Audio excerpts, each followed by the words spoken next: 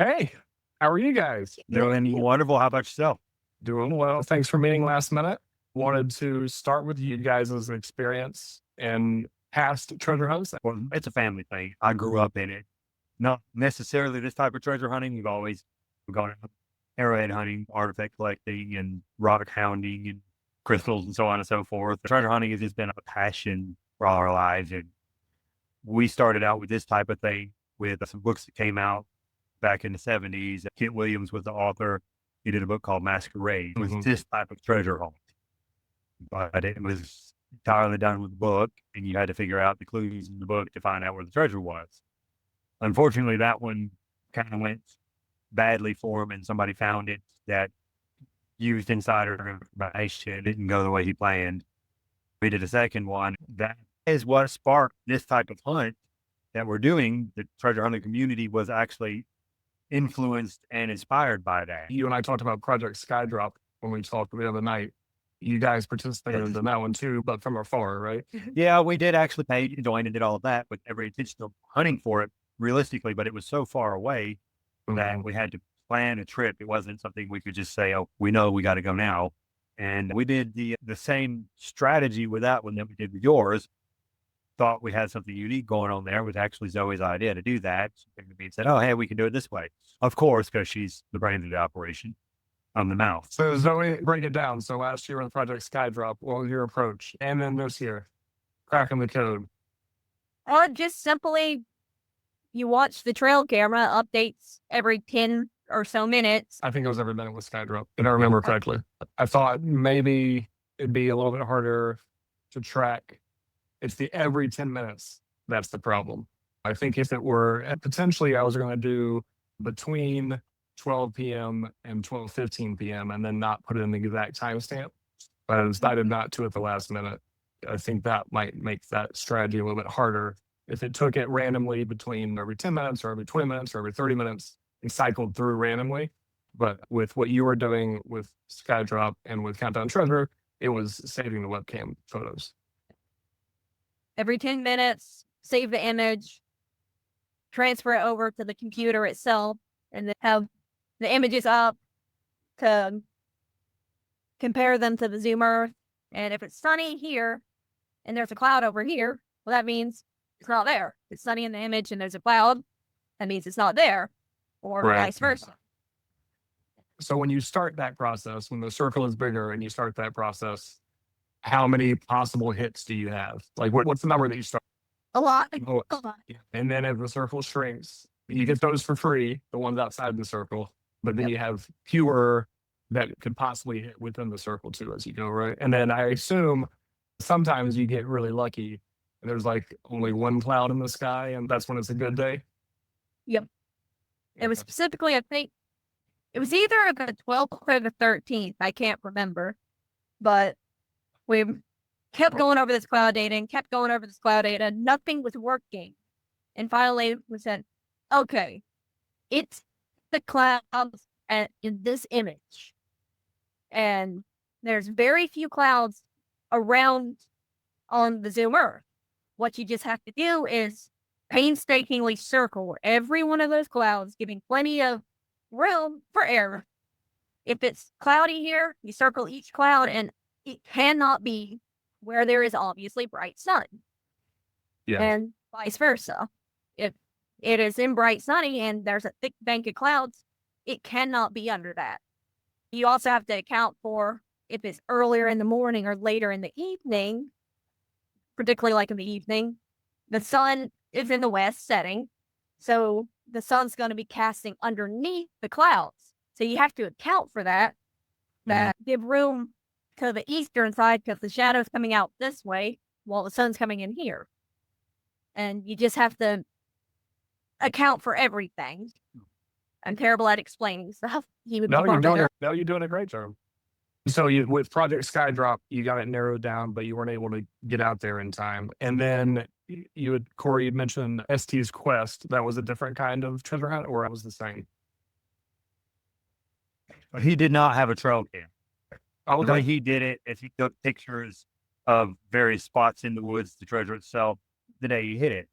And then he posts clues and riddles and puzzles rather than He did hit a shrinking circle, but rather than having the trail cam on it, he did clues and Landmarks. landmarks. A little more brain work goes into those because you have to be able to solve clues and puzzles rather than just process of elimination of cloud data. We had already narrowed it down to what park it was with the Countdown Treasure, and we knew that it was at Bailey Mountain. You'd mentioned one of the other reasons was because of the fact that you could fly a drone on Bailey Mountain if you followed FAA guidelines. And so it sounded like that was part of it too. Oh, yeah. Once we narrowed it down to being nothing else but Bailey Mountain, and we had already investigated Bailey Mountain early on, probably on Wednesday, actually, and watched YouTube videos of people hiking it to see if it looked like the right type of terrain, the right type of vegetation, and it looked perfect. And so we were already familiar with it, but then when we went back and reinvestigated it on Friday, we noticed that there were a lot of YouTube videos of people flying drones over it. We said, well, that kind of cinches it, because you can fly drones there, and obviously these other people have done it, so they didn't have to take their videos down, obviously, or get punished for it. And so we didn't specifically look into whether or not you could in writing, but the fact that there were other drone videos out there of it, that's unique because none of the other trails we ever looked at had drone videos of it. Well, for example, Yeah. I think it was in the Great Smoky Mountain National Forest. We watched one of the videos there, and so many trails have like these bulletin boards that show the rules of the park and stuff. And in this video, the guy was showing this bulletin, and then a big picture there, no drones. So the next one, so one of the things I've been looking into was whether you could do a weather balloon with a camera attached to it with a string. And that's seen the same as a drone. That is seen as a tethered instrument that you can also not fly up. And so I think finding some way to get above the tree line for the first few potentially, or thinking of another way to do it altogether, but you can get potentially a high enough quality satellite data to get down pretty low and have hopefully a good enough quality picture. But it narrows down so many things, obviously. That was one of the reasons I did choose it, is because my DJI is not going to let me fly up in a national park, obviously. But you can't answer that question when someone asks because it's too much of a hit. So figuring that one out is going to be figuring out the clouds, either through randomized timing. I don't think you can put a canopy above the treasure or anything like that, because that's going to be too easy to see. But trying to combat that, and then also trying to find a way for any park to be accessible via something like this. There might just have to be tweaks to the formula to make it fit more of the available parks. Corey, I'd love to jump into keeping the gold, but not wanting to accept the side pod or giving away the side pod. Well, it's really quite simple. The gold was really all we were interested in, no matter what. And honestly, with Quest 1, we forfeited side pod on that one as well. It wasn't very much, but we knew that he had fell way short of recouping his expenses, and all we wanted was gold. We wanted the adventure, and we wanted the coin. It's not about really even the value of it. There is a treasure hunt that goes on. I guess it's nationwide. It's called the Great Marble Hunt. And people take marbles and hide them in places. And you track down where these are and you go find them. There's zero value to it. We do it anyway, just because of the adventure. So it is the adventure above and beyond all else. And we also kind of see what the money does to it. With Project Skydrop, once it got out of hand with the side pod, people started getting weird. Greed started setting in. We're not interested in that. It was just plain and simple. We weren't interested in it to begin with. And then there was a good cause that it could go to that we felt strongly about, because we felt connected with those people because we had some damage here as well. And it was so heartbreaking watching them and then hearing, oh, they're going to get $750 a piece. And it was just ridiculous. These people were just suffering like that. It just was the way to do it. Well, I'm really excited to write those checks. I'm going to go out to ASP, the Appalachia Service Project, at the end of this week, the next week, and tour their office, hang out with them a little bit, and then drop that $10,000 on them. They've already reached out and said they're so excited for that level of donation. So I know that everyone really appreciates that. It sets a hard bar to clear, but that's one of the things that I'm going to have to work on. That number climbs, then the community gets less friendly. You know what I mean? And people get their feelings hurt more. And I don't know if you can keep the community open after the treasure has been found, because then people just vent. People are still being mostly positive, but there's a lot of negativity that creeps in. So that aspect of it, I'm going to have to think on a little bit, because that's not what I want either. I want everything before that, right? And then this part after, where we can use it for something better. But the problem is it's really fun too. Like, this grabs attention and it gets people motivated to do things they would not have ordinarily done. So there's got to be a balance that we can find. Once that side pot started growing, I noticed the signups were just growing exponentially along with it, because it got more and more attractive people. So that's good, because you want more signups so that you can, at the very least, recoup your expenses on it. But at the same time, it does bring in the bad in people. Project Skydrop ended about as poorly as something could end, the way that all went down. I was hoping beyond all hope for a nice, smooth landing, and I think you guys provided that, and I thank you for it. But the way that one went down was crazy. And I assume, he's doing the smaller things now, but it doesn't sound like he's going to try and do anything bigger. And I assume because of a lot of the criticism that he got from that. And that's across the board. There's another one that just ended in Atlanta. It's called Wish Lamps. And the same week it was found, and there is the same rhetoric going on with it, because it was a much, much larger prize. And yeah, it was 200,000. Oh, wow. It was found. How long was it supposed to go? Oh, I don't know if it wasn't a predetermined time. It was just found, and the finder is still remaining anonymous. But was reading it on the Discord earlier, people just bickering about it. They're, oh no, it wasn't done right. It wasn't fair. I had no chance of winning, all of that sort of thing.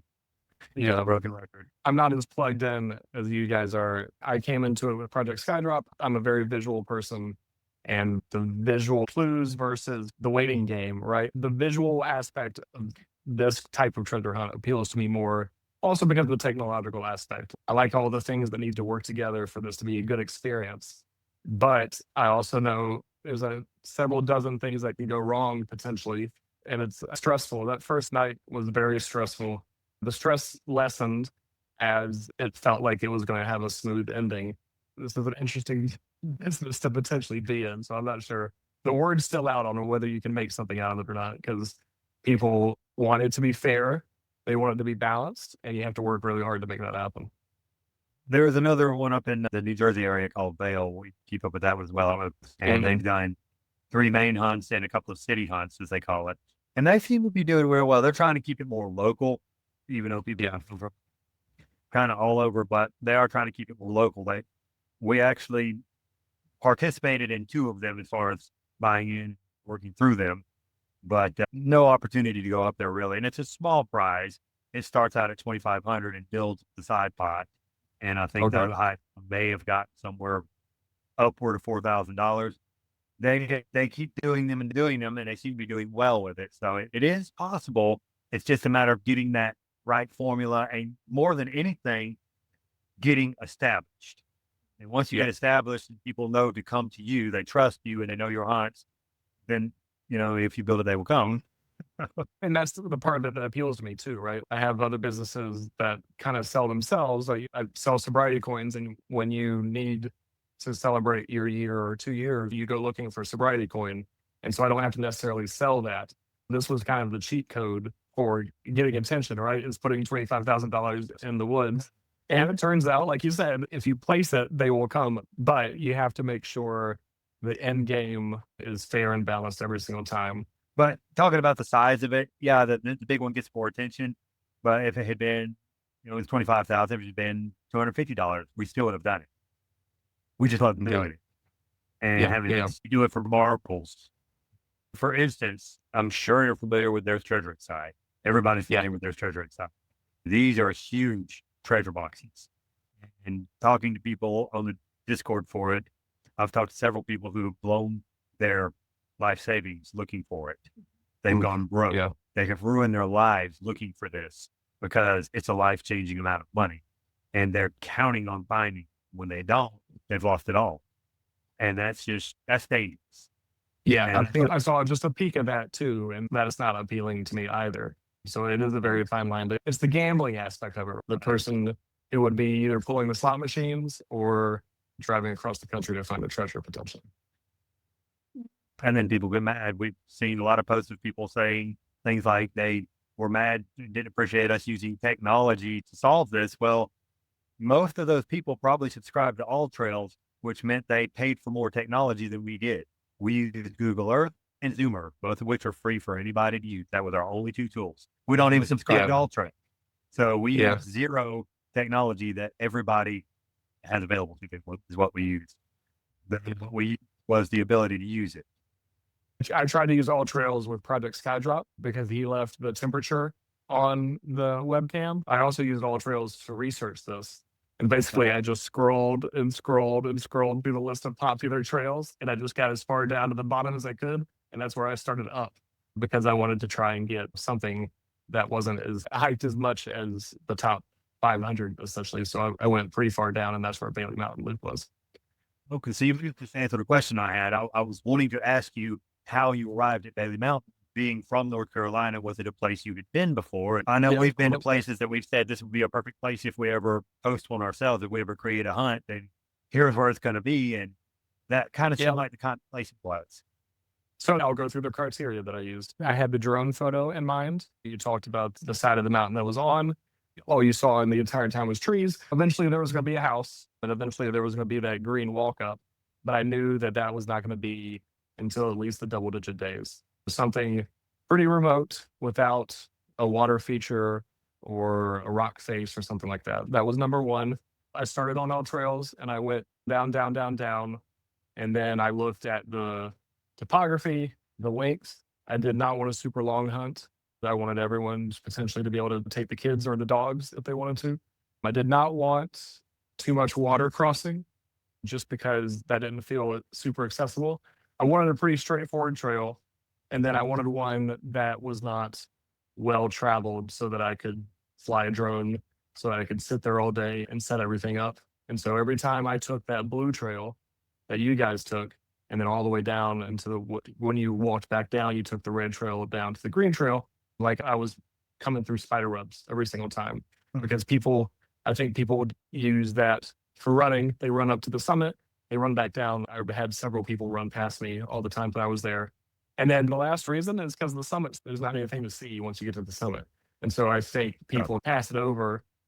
So all that stuff ticked all those boxes for something a little out of the way, something that I could allow drones, and something that I knew would not give anything away, at least within the first several days. Well, I have to say, from a hunter's standpoint, the length of the trail, the length of hiking to get to it, everything about it, I think you did perfectly.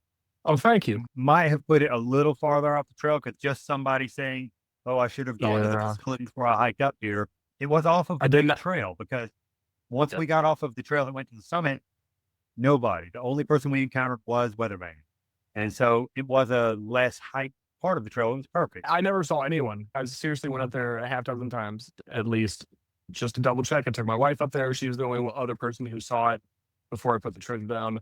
And I never ran into anybody. I was there all day on Wednesday, setting everything up.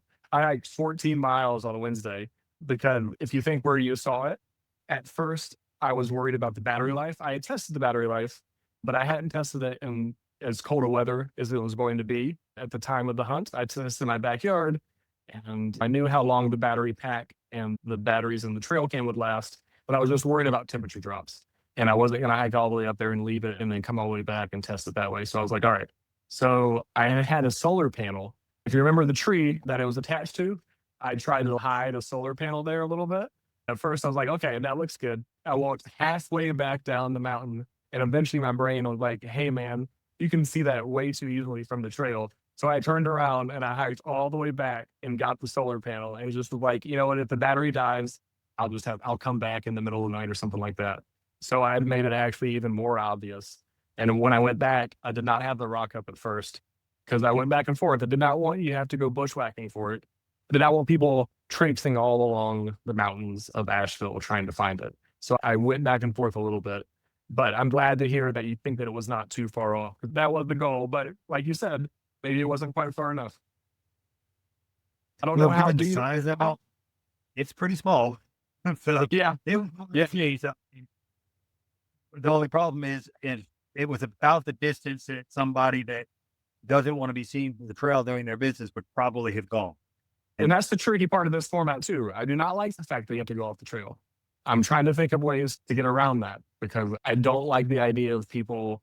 We should not go off trail unless we are doing our business. We shouldn't encourage people to go off trail. So that's one of the things I'm going to try and noodle on to is, hey, is there some way to put it up in a tree with a pulley system to where you can get it down easily? Or is it okay to maybe hide it inside of a tree trunk or something like that? I'd love to get your thoughts on it. Actually, what do you think? Well, SC3 that was up in West Virginia, he actually did hide it in the tree trunk. And it was visible in the tree trunk when he hit it, but it was a dead stump, basically. And by the time it was found, the stump had collapsed on it and completely buried it. gosh. It was a little hard to see. He had tied it to the stump with a rope, and the fellow that actually found it spotted the rope. And he almost passed it by, and he's like, wait, what is that? And he went to following the string and into the debris that was in the stump, and there it was. But we used to do a lot of geocaching. Doesn't matter what it is, we like to go treasure hunting. And the geocaches will be hidden literally on the side of a trail sometimes. Down at Tybee Island, down at Savannah, there is an old railroad cut that has now been turned into a hiking trail. And one of the geocaches we did, there's a palm tree right there on the side of the trail, and they had just hung the ammo box on one of the, you know how the palm trees have the old frond cut off the bottom, hung it on the back of the palm tree on one of those. If you didn't know it was there, you would have never seen it. You had to go around the back of the tree. It was right at the trail, though. You didn't have to go really off trail, just around at the back of that tree. So there are ways to do it where it's close to or even on the trail, and it can still be well hidden. And I think that's a agree. But the length of the hike, any longer than that, and you're going to have certain people you're going to exclude. It was about limit of what I think you would expect people to hike. Agreed. I lost a few pounds that week going up and down, back and forth so much. That hike to fix what Reki did to the gold, man, I probably was doing like 17-minute miles on that hike. I was trying to beat the light. That's as far deep as I want to do it, certainly if I have to go back there ever again, because you can't put it 5 miles in, because if you have to go back, then you're in trouble. You're going to be using a whole day just to go back to it if you have to, which hopefully you never have to do. Well, here's another alternative. SD1 that we did, he actually placed it on the wildlife management area. Can be a little bit sketchy there. You got to do it the right time of the year because it is wildlife management area. There are hunters there, but in national forest, and encounter hunters there as well. Right. He didn't even take a trail in. He parked on the road and hiked into the wildlife management area, less than a quarter of a mile. And so it was a very short hike into it, but it was much, much harder to find because there were no trails, and found landmarks along his way to mark the path. So the length of the hike there was very short. The one we did in West Virginia, you hiked into the trail about a mile before he came to where he went off trail. And it was off trail about the same, well, I'd say it was probably about 100 yards off the trail itself. And I don't think a long hike in is really necessary because it doesn't matter what you do. There is an enormous amount of real estate to have to search in any area to look for something as small as that jar. Real big. And it seems like when you're looking at the trail on Google Earth or something like that, I'm going to go there and I'm going to find it. You get there and you look and you're like, no, I'm not. All we went up there for was to see if it was the right trail. Then we were going to come back home and wait for drone pictures to drop. And when we got there, there was one place on the entire mountain that had stilt grass, like you had it in the pictures. But anywhere else on that hike, there wasn't the stilt grass like that. And she had discovered that really was the main clue. Yeah, it was such a nice little area that I sat there for a long time when I first got there and had the opening for the drone. I wanted to be able to see down into it as long as possible. And that was one of the only places that fit that away from the main thoroughfare, which was the going up to the summit. So yeah, lessons learned. I think it was pretty close to perfect. And I learned a couple things not to do next time. And I'm excited to try them. I'm going to see if I can thwart Zoe. I'm going to see if I can thwart your cloud strategy next time and not give you exact timestamps. Or no timestamps at all. How you think? Is that enough? Is that enough information? Yeah, no timestamps be fine. Because Just- then as long as we know it from that day, then you can tell it was either cloudy or clear, and you can eliminate 50% of a circle that way. The data came from the 12th and the 13th.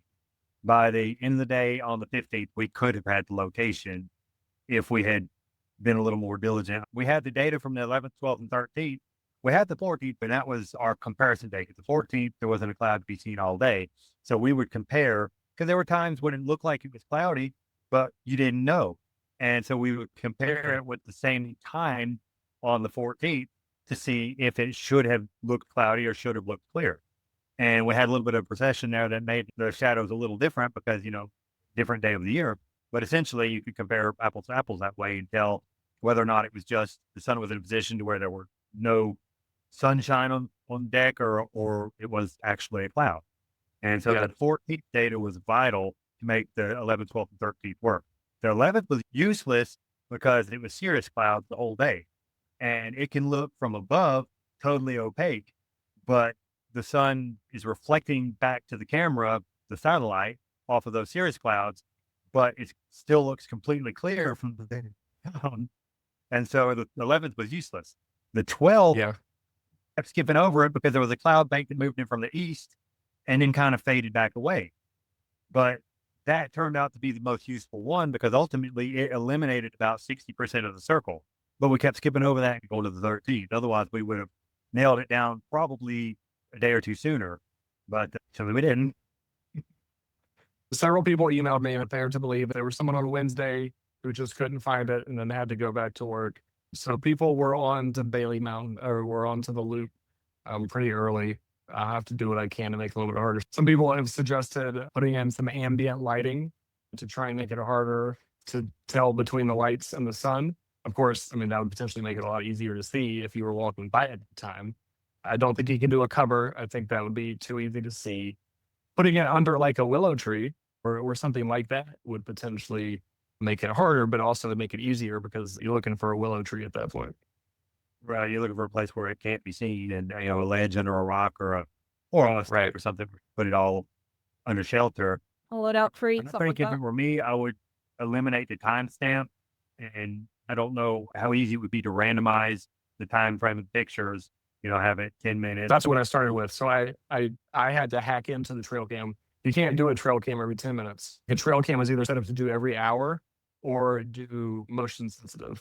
So I had to essentially hack into their web API to send for my program every 10 minutes. At first, it was randomized. It would be 5 minutes or 15 minutes or 10 minutes. And I thought that going 10 minutes was already a stretch because Zoe, like you said, with Project Skydrop, that was every minute.